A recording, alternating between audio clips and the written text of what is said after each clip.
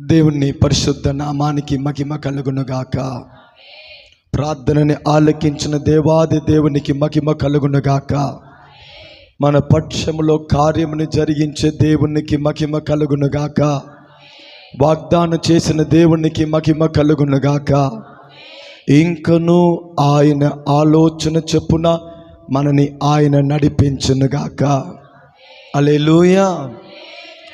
మనని మనము నడిపించేదానికంటే మన చేయి పట్టుకొని ఆయన మనని నడిపించేది అద్భుతమైనది. మనని గురించి మనము ఆలోచించే అనుభవం కంటే మనని గురించి ఆయన ఆలోచించేది శ్రేష్టమైనది. హల్లెలూయా. అందుకే లేఖనంలో రాయబడింది, నీ ఆలోచనలు నా ఆలోచన కాదు, నీ తలంపు నా తలంపు కాదు, నీ మార్గము నా మార్గము కాదు. అది ఆకాశము భూమి ఎంత ఎత్తైనదిగా ఉందో అంత ఏందండి వ్యత్యాసమైనది. కనుక ఈ ఉపవాస దినములో రేయి పగలు మనం ప్రార్థిస్తున్నాము, కార్యముని దేవుని పాదములో మనము సమర్పిస్తున్నాము. మన కన్నీటి ఆయన సన్నిధిలో ఉన్నవి. నిశ్చయంగా మన నమ్మకము వ్యర్థముగా పోవదు. ఎందుకంటే మనం దేవుని సన్నిధిలో మనము మొరపెట్టి ఉన్నాం. హల్లెలూయా. ఒక వాక్యముని చదివి మనం ప్రార్థించుకుంటాము. యాకోబు పత్రికలో 1వ అధ్యాయము 17వ వాక్యముని ఒకరు స్వరమెత్తి చదువుతాం. యాకోబు పత్రికలో 1వ అధ్యాయము 17వ వాక్యము చూడండి. శ్రేష్టమైన ప్రతి ఈవు, సంపూర్ణమైన ప్రతి వరము పర సంబంధమైనదై జ్యోతిమయుడు తండ్రి దగ్గర నుండి ఆయన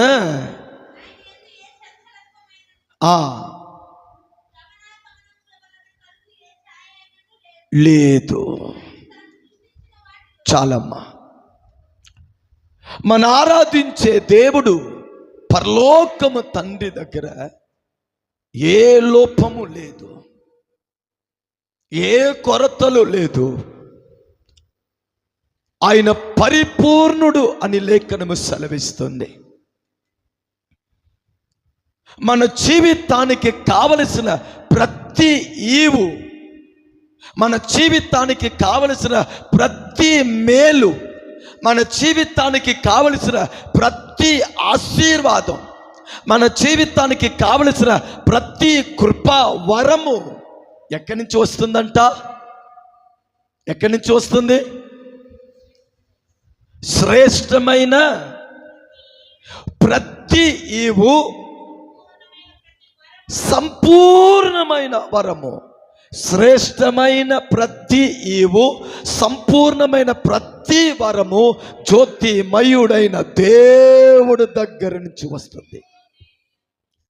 మన ఈవు మనుషుల దగ్గర నుంచి కాదు, మన ఆశీర్వాదం మనుషుల దగ్గర నుంచి కాదు, మన పరిపూర్ణతలు మనసు దగ్గర నుంచి కాదు.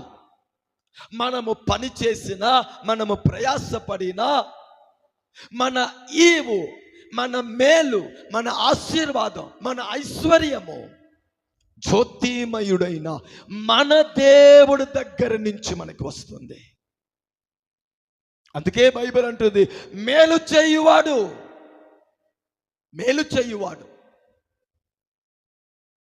అతడు దగ్గర ఏ కీడు లేదు. భక్తుడు యోవాను అంటాడు, ఎంత మాత్రము ఆయనలో చీకటి లేదు.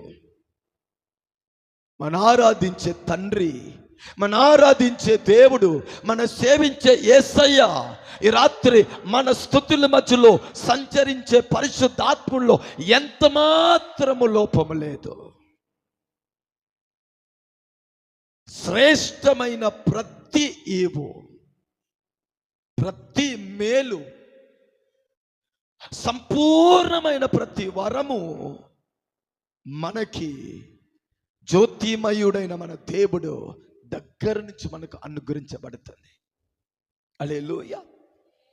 శ్రేష్టమైన ఏందండి? శ్రేష్టమైన ఈవు చాలు, శ్రేష్టమైన మేలు. అందుకే 81వ కీర్తనలు 16వ వాక్యాన్ని చూడండి. 81వ కీర్తనలు 16వ వాక్యము. అతి శ్రేష్టమైన గోధుమలను అనుగ్రహించి వారిని పోషించెదను, కొండ తేనెతో వారిని తృప్తిపరచెదను. మన ఆరాధించే తండ్రి శ్రేష్టమైన ఈవులతో మనని పోషించేవాడు. మన ఆరాధించే దేవుడు శ్రేష్టమైన ఈవులతో మనని తృప్తిపరిచేవాడు. అందుకే లేఖనములో రాయబడింది, యెహోవా ఆశీర్వాదము ఐశ్వర్యమును కలుగ చేస్తుంది. ఆ ఆశీర్వాదంలో మనకి ఎంత మాత్రం బాధలు ఉండదు, కష్టం ఉండదు, నష్టాలు ఉండదు. ఆ ఆశీర్వాదాన్ని నరుడు అపహరించలేడు, ఎందుకంటే అది యెహోవా నాకు ఇచ్చిన ఆశీర్వాదం. ఈ రాత్రి దేవుని సన్నిధిలో కూర్చున్న దేవుని సంగమా, దేవుడు నీకు చెప్పే ఒక మాట ఏమిటంటే, శ్రేష్టమైన ఈవులను నేను నీ కొరకు సిద్ధపరచి ఉన్నాను. ఆ ఈవుని నేనే నీ జీవితంలో ఏందండి దయచేస్తాను. నేను నీ తండ్రి, నీవు నా బిడ్డై ఉన్నావు. నేను నీకు శ్రేష్టమైన ఈవుని ఇయ్యకుండా ఎవరిస్తారు? ఆయన కీడుని మేలుగా మార్చేవాడంట. రోమాపత్రిక 12వ అధ్యాయము 21వ వాక్యాన్ని చూడండి. రోమాపత్రిక 12వ అధ్యాయము 21వ వాక్యము.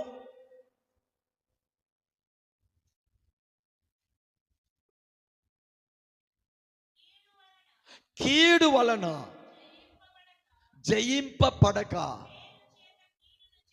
మేలు చేత కీడు జయించబడను.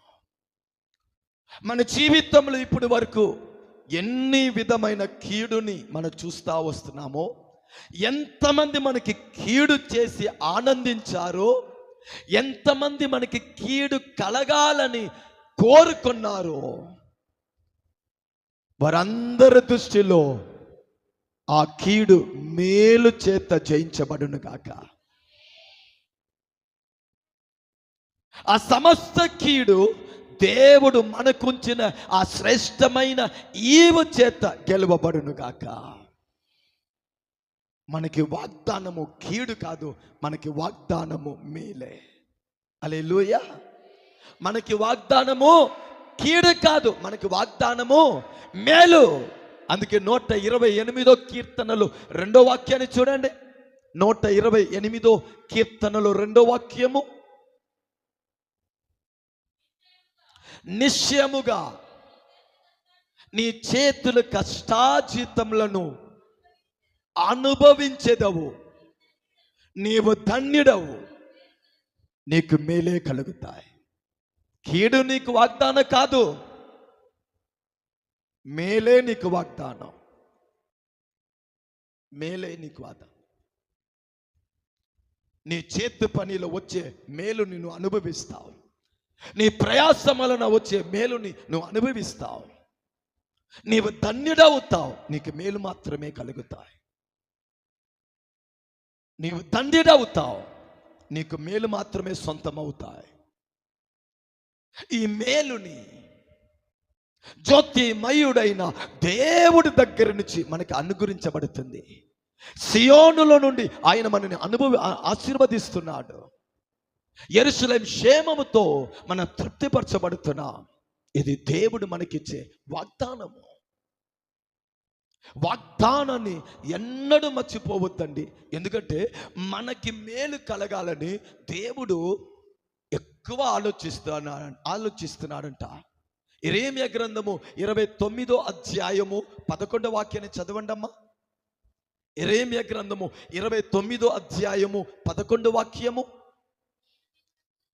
నేను మిమ్మును గురించి ఉద్దేశించి ఉన్న సంగతులు, ఆలోచించి ఉన్న సంగతులు, మిమ్మల్ని గురించి నేను ఏందండి నేను ఎరుగుదును. రాబో కాలమందు మీకు నిరీక్షణ, మేలు, ఆశీర్వాదము, అద్భుతాలు కలిగినట్లు అది సమాధానకరమైన ఉద్దేశములే కానీ హానికరమైనది కాదు. నాశనం నీ వాగ్దానం కాదు, సమాధానమే నీ వాగ్దానం. కీడు నీ వాగ్దానం కాదు, మేలే నీ వాగ్దానం. అలాగనే నాశనం నీ వాగ్దానం కాదు, ఏందండి, సమాధానమే నీ వాగ్దానము. ఇది నాకు ఎవరు ఇస్తారు? జ్యోతిమయుడైన దేవుడు మనకిస్తాడు. ఇది ఎవరికి వాగ్దానం చేయబడుతుంది? ఆయనని సేవించి ఆయన పిల్లలకి వాగ్దానం చేయబడుతుంది. 7వ దినంలో ప్రార్థించే సంఘానికి దేవుడు అంటున్నాడు, శ్రేష్టమైన ఈవులను, శ్రేష్టమైన మేలులను నేను నీ జీవితంలో నేను స్వయంగా అనుగ్రహిస్తాను. ఆ మేలు మన జీవితంలో దిగి రావుటకు మనం ఏం చేయాలి? ఆ మేలు మన జీవితంలో దిగి రావుటకు జ్యోతిమయుడైన దేవుడు నాకు సిద్ధపరిచిన ఆ శ్రేష్టమైన ఈవు, ఆశీర్వాదం నా జీవితంలో దిగి రావుటకు నేను ఏం చెయ్యాలి? వాక్యము ఒక అనుభవాల్ని నేర్పిస్తుంది. రోమాపత్రిక, శ్రేష్టమైన ఈవులను, మేలుని పొందుటకు నేను ఏం చేయాలి? మొదటిగా రోమాపత్రిక 8వ అధ్యాయము 28వ వాక్యము చూడండి. దేవుణ్ణి ప్రేమించే వారికి, అనగా ఆయన సంకల్పము చెప్పున పిలువబడిన వారికి మేలు, మరలా చెప్తాను, మేలు కలుగుటకై సమస్తము సమకూడి జరుగుచున్నది ఎరుగుతాము. చాలు. సమస్తము సమకూడి జరుగుతుంది. ఇక్కడ మన జీవితంలో మేలు ఎలా దిగి వస్తుంది? ఎప్పుడు దిగి వస్తుంది? మొదటిగా దేవుణ్ణి ప్రేమించే వారికి సమస్తము మేలుకరంగా సమకూడి వస్తుంది. జ్యోతిమయుడైన దేవుడి దగ్గర నుంచి మన కొరకు సిద్ధపడిన, మన కొరకు వాగ్దానం చేయబడిన ఆ మేలు దిగి రావాలంటే మొదటిగా మనము ఎలా మారాలి? దేవుణ్ణి ప్రేమించేవారుగా మారుదుముగాక. దేవుణ్ణి ప్రేమించేవారుగా మారుదుముగాక. దేవుణ్ణి ప్రేమించే వారికి ఈ రాత్రి దేవుడు చెప్పే మాట, నీకు మేలు సమకూడి వస్తుంది. నువ్వు నన్ను ప్రేమించు, నీ మేలు నిన్ను వెతుకుతా వస్తాయి. నన్ను ప్రేమించు, నీ మేలుని ఎవరు అడ్డగించలేరు. నువ్వు నన్ను ప్రేమించు, నీ మేలుని ఎవరు అపహరించలేరు. అది నీకు సమకూడి వస్తాయి. మనుషుల కంటే ఎక్కువ యేసుని ప్రేమించండి. లోకము కంటే ఎక్కువ దేవుడిని ప్రేమించండి. ధనము కంటే, ఐశ్వర్యము కంటే ఎక్కువ నిన్ను రక్షించిన నీ దేవుడిని ప్రేమించు. నీ కొరకు ప్రాణము బలియాగముగా ఇచ్చిన దేవుని నువ్వు ప్రేమించు. ఈ కాలములో చిన్న చిన్న కార్యము మన హృదయాన్ని దేవుడి దగ్గర నుంచి దూరం చేసేస్తుంది.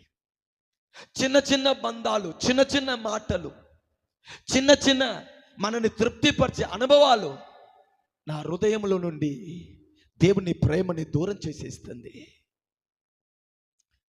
రాత్రి శ్రేష్టమైన ఈవు నీ శిరస్సు మీద దిగి రాబుట్టకు నువ్వు చెయ్యవలసినది ఒకటి, దేవా నేను ప్రేమిస్తాను. నాకు చెప్పండి, దేవుడు మనల్ని ప్రేమించకపోతే మనం రక్షించబడి ఉంటామా?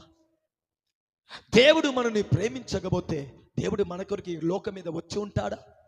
దేవుడు మనల్ని ప్రేమించకపోతే నరకంలో నుండి మనం తప్పించబడి ఉంటామా? అందుకే బైబిల్ అంటుంది, దేవుడు లోకాన్ని ఎంతగానో ప్రేమించాడు, తన అద్భుత కుమారుడైన యేసుని మన కొరకు అప్పగించాడు గనుక ఆయనని విశ్వాసించేవారు మరణించగా నిత్య జీవము పొందాలని. ఆయన మనల్ని ప్రేమించాడమ్మా. ఈరోజు ఈ బ్రతుకుని మనం కలిగి ఉండాలంటే ఒక్క మాటలు చెప్పాలంటే దేవుడు మనల్ని ప్రేమించాడు. ఆ మేలు నీకు గుర్తు ఉందంటే, ఆయన నీకు చేసినది నీకు గుర్తు ఉందంటే, దానికి బదులుగా నువ్వు చెల్లించవలసినది ఏమిటి తెలుసా? ఆయనని ప్రేమించు, ఆయనని ప్రేమించు. దేవుని ప్రేమించే వారికి మేలు సమకూడి వస్తుంది.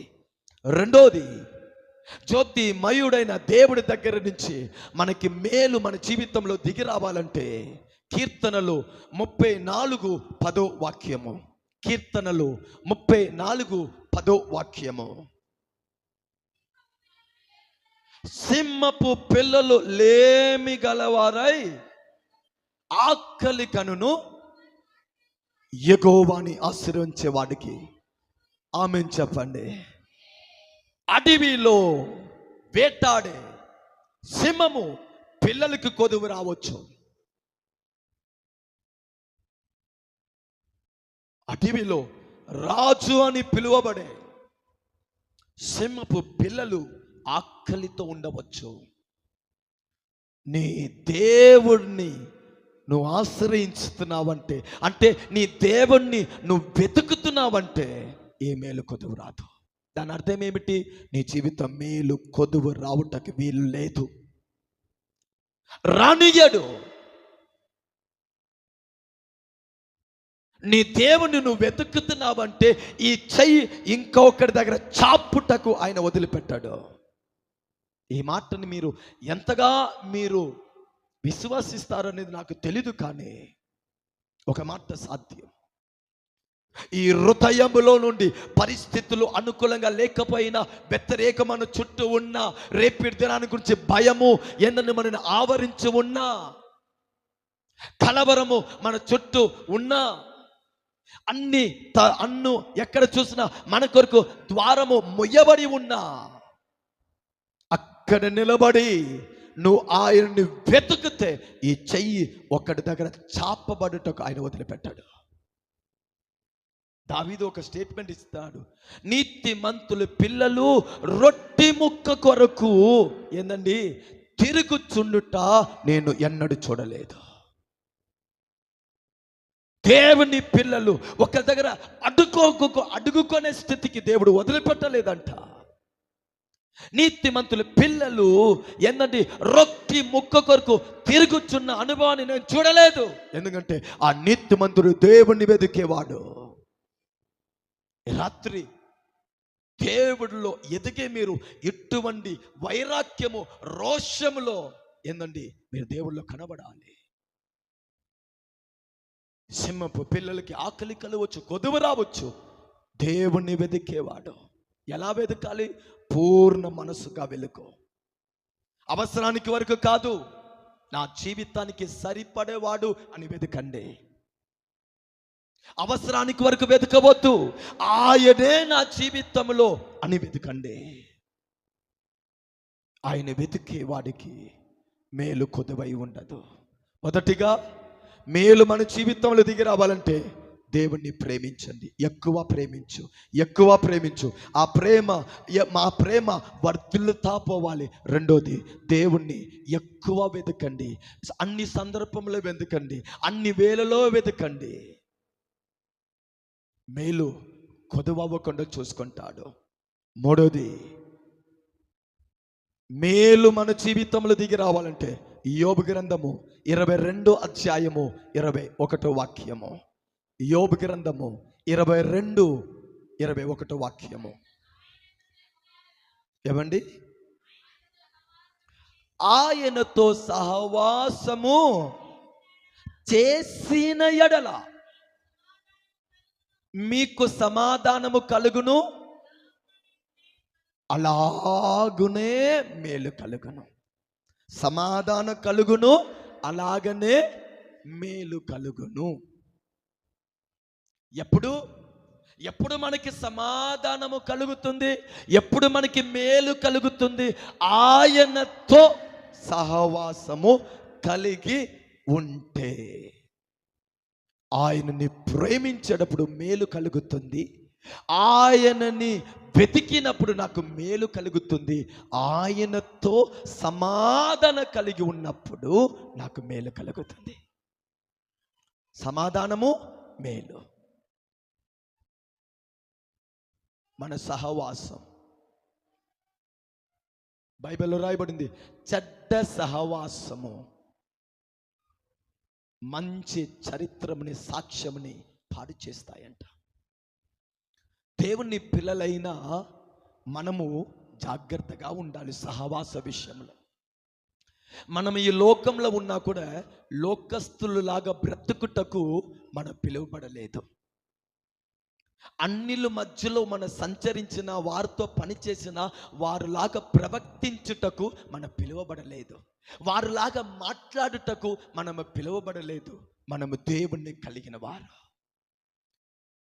దానియేలు, సాత్రాక్, మేషాక్, యాబేత్నెగో అన్య దేశంలో, బబిలోన్ దేశంలో వారు దేవుడితోనే సహవాసం కలిగి బ్రతికారు. యోసేపు ఎగిప్తులో, అన్య దేశంలో ఆయన సంచరించిన దేవుడితోనే ఐక్యత కలిగి బ్రతికాడు. అందుకే అన్య దేశంలో ఉన్న వారిని గొప్ప గొప్ప మేలు వెతుక్కొని వచ్చింది. ఆమేన్ చెప్పండి. సమాధానము, మేలు నిన్ను వెతుక్కొని రావాలా? నువ్వు చేయవలసింది ఒకటే, నీ దేవుడితో ఐక్యత కలిగి ఉండు, మనుషులతో జాగ్రత్తగా ఉండు. ఆయనతో సహవాసము కలిగి ఉన్నప్పుడు, మీరు ఆయనతో సహవాసం కలిగి ఉంటే చిన్న చిన్న విషయంలో కూడా ఆయనని మీరు కోరుకుంటారు, ఆయనని తృప్తిపరుస్తారు, ఆయనని మహిమపరుస్తారు. ఎవరు ఏ అనుకున్నా సరే, నా దేవుడు చిత్తము మాత్రము మాలో జరగాలి అని నువ్వు చెప్తావు. ఒక మాటను చెప్పి ముగిస్తాను. దేవుని మేలు మన జీవితంలో దిగి రావాలంటే, నాలుగోది యెషయా గ్రంథము 1వ అధ్యాయము 19వ వాక్యాన్ని చూడండి. యెషయా గ్రంథము 1వ అధ్యాయము 19వ వాక్యము. మీరు సమ్మతించి నా మాట వినిన ఎడల ఈ భూమి యొద్ద మంచి పదార్థములను అనుభవింతురు, మేలుని అనుభవిస్తారు. దేవుడు అంటున్నాడు, నీవు సమ్మతించిన ఎడల, నా మాటని నువ్వు వింటే ఎలా నువ్వు ఆశీర్వదించబడతావు? భూమి ఒక మంచి పదార్థము. హల్లెలూయా. కొందరు అంటారు, అది ఉంటే పర్వాలేదయ్యా, ఎంతో సర్దుకుంటాను. ఆ మాటకి మనం పిలువబడలేదు. ఎటువంటి ఆశీర్వాదం అంట? భూమి ఒక మంచి పదార్థము, మంచి పదార్థము, శ్రేష్టమైన ఆశీర్వాదం, పరిపూర్ణ ఆశీర్వాదం, ఎక్కడ లోపము కొదువు లేని ఆశీర్వాదముతో నువ్వు తృప్తిపరచబడతా. ఎప్పుడు? నీ చేతిలో ఉన్న వాక్యముని నువ్వు ప్రేమించి, ఈ వాక్యాన్ని నువ్వు చదివి, ఈ వాక్యానుసారంగా నువ్వు ఉన్నప్పుడు భూమిలో ఉన్న మంచి ఏందండి శ్రేష్టమైన మేలులతో నువ్వు తృప్తిపరచబడతా. నీవు సమ్మతించిన ఎడల, ఆ మాట ఎలా ఉంది? నీవు సమ్మతించిన ఎడల నా మాట. నాలుగోది, మేలు మీ జీవితంలో దిగి రావాలంటే దేవుని మాటకి మీరు లోబడాలి. ఆమేన్ చెప్పండి. దేవుని మాటకి దేవుని పిల్లలు లోబడి గైకొని అలాగనే నడుచుకోవాలి. అప్పుడు ఈ భూమి యొక్క మంచి పదార్థముల చేత నువ్వు ఆశీర్వదించబడతావు. ఆమె చివరిగా ఒక మాట, దేవుని మేలు నీ జీవితంలో దిగి రావాలంటే ఐదోది, నీవు అందరినీ క్షమించేవారుగా ఉండాలి. ఆమె చెప్పండి, ఆమె చెప్పండి. దేవుని మేలు నీ జీవితంలో దిగి రావాలంటే ఐదోది ఏం చెయ్యాలి? నీ హృదయం క్షమించే హృదయంగా ఉండాలి. నీ హృదయము ప్రతి ఒక్కరిని క్షమించే హృదయంగా ఉండాలి. నీకు విరోధంగా మాట్లాడిన వారిని నీ హృదయం క్షమించి ఉండాలి. నిన్ను చిన్న చూపు చూసిన వారిని నువ్వు క్షమించి ఉండాలి. నిన్ను దూషించిన వారిని నువ్వు క్షమించి ఉండాలి. నిన్ను కొంచెం తప్పుగా లేనిది ఉన్నట్టు ఉన్నది లేనట్టు పలికిన వారిని నీ హృదయం క్షమించి ఉండాలి. క్షమించి ఉండాలి. అప్పుడు కీడు నీ ప్రాకారములో రాకుండా దేవుడు చేస్తాడు. కీడు నీ ప్రాంతంలో రాకుండా దేవుడు చేస్తాడు. మేలు నేను ఆవరిస్తానే ఉంటాయి. ఇది నేను చెప్పట్లేదండి, ఒక వాక్యము. యోసేపు అంటున్నాడు, ఆదికాండము 50 అధ్యాయము 20 వాక్యాన్ని చూడండి. ఆయన చెప్పే మాట, ఆదికాండము 50 అధ్యాయము 20 వాక్యం. మీరు, ఆయన సహోదరులు అన్నలతో అంటున్నాడు, సహోదరులారా మీరందరూ నాకు కీడు చెయ్యాలని ఉద్దేశించారు. నేటి దినములు జరుగునట్లు అనగా బగు ప్రజలని నా ద్వారా దేవుడు బ్రతికించుటకు మీరు కీడు చేయాలని ఉద్దేశించినదిని నా దేవుడు మేలుగా మార్చాడు. ఈ మాటని చెప్పి అన్నలతో అంటున్నాడు, మీరు భయపడవద్దు, నేను మిమ్మల్ని చంపేస్తాను అని మీరు భయపడకూడదు. మీకు నేను కూడా బదులుగా కీడు చేసేస్తాను అని మీరు భయపడకూడదు. ఇప్పుడు నేను ఎగిప్తులో రాజుగా ఉన్నాను, మీరందరూ నా దగ్గర వచ్చి నిలబడుతున్నారు. ఇప్పుడు తమ్ముడు మమ్మల్ని చంపేస్తాడు, తమ్ముడు మనల్ని శిక్షిస్తాడు, తమ్ముడు మనకి ఏదైనా కీడు చేసేస్తారు అన్నా, ఎవరు భయపడవద్దు. మీరు నాకు కీడు చేయాలని ఉద్దేశించారు. దేవుడు అనేకుల్ని తప్పించుటకు ఆ కీడుని మేలుగా మార్చాడు. యోసేపు ఆశీర్వదించబడుటకు కారణం ఏం తెలుసా? ఈ హృదయంలో తన అన్నలు అందరినీ మనసారా క్షమించాడు. అన్నలు భయపడుతున్నాడు, తమ్ముడు మనకి ఏదైనా చేసేస్తాడు. యోసేపు అంటున్నాడు, నేను కీడు చెయ్యనన్నా, మిమ్మల్ని ఈ కన్నార మిమ్మల్ని చూసే మునుపే నేను మిమ్మల్ని క్షమించేశానన్నా, నేను మిమ్మల్ని క్షమించేశాను. నేను మిమ్మల్ని క్షమించాను కనుక దేవుడు నన్ను హెచ్చింపచేశాడు, అనేకులకి ఆశీర్వాదంగా నిలబెట్టుకున్నాడు. ఈ రాత్రి నేను మీకు ఒక మాట చెప్పండమ్మా, మీరు తృప్తి పొంది మీరు అనేకులకు ఆశీర్వాదంగా మీరు మారాలంటే, నీవు పరిపూర్ణ చెంది నీ పరిపూర్ణతని లేని వారికి కూడా నువ్వు ఇచ్చేనట్టు మారాలంటే, ఈ రాత్రి ఒక అద్భుతమైన మాటను చెప్తాను, క్షమించేసాయి. కొందరి ద్వారా నువ్వు ఏడ్చి ఉండవచ్చు, కొందరు వలన నువ్వు తలదించే స్థాయికి వెళ్ళి ఉండవచ్చు, కొందరు వలన దోషి అని ఏందండి నిన్ను అవమానపరిచి ఉండవచ్చు. ఈ రాత్రి నాకు మేలు కావాలయ్యా, నా పిల్లలకు మేలు కావాలి, నా కుటుంబానికి మేలు కావాలి, కీడు వద్దు, నాకు మేలు కావాలి నువ్వు అనుకుంటే క్షమించేశాయి. వారు నన్ను క్షమించని ఎదురు చూడవద్దు, నీవు క్షమించి ముందు వెళ్ళు. వారు నాతో మాట్లాడని అప్పుడు నేను మాట్లాడతాను, ఈ పట్టుదల వద్దు, నేను వారితో ఐక్యతపడి మాట్లాడి ముందు వెళ్ళిపోని. వారు నన్ను అర్థం చేసుకొని తర్వాత నేను అర్థం చేస్తాను చెప్పవద్దు, నీవు అర్థం చేసుకొని దేవుణ్ణి చూసుకొని వెళ్ళిపో. అన్నలను చూసే మునిపే యోసేపు అన్నల్ని క్షమించేశాడు.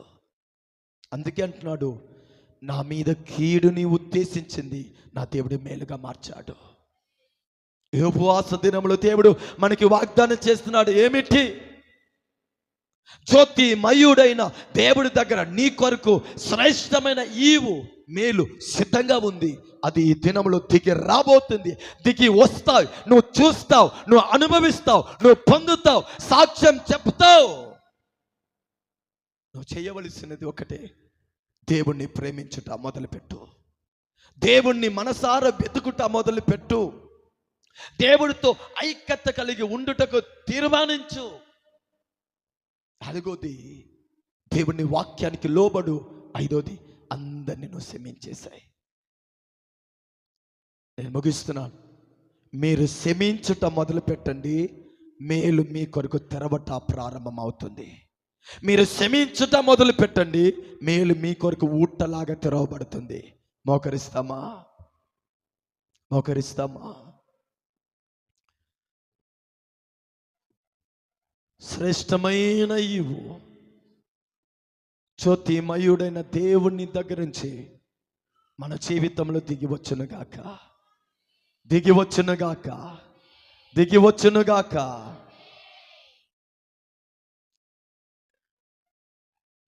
ఈ రాత్రి చెప్పండి, దేవా నేను నిన్ను ప్రేమిస్తానయ్యా, నిన్ను వెతుకుతాను, నీతో ఐక్యత కలిగి ఉంటాను, నీ వాక్యానికి లోబడుతాను, క్షమించేవాడిగా నేను ఉంటాను.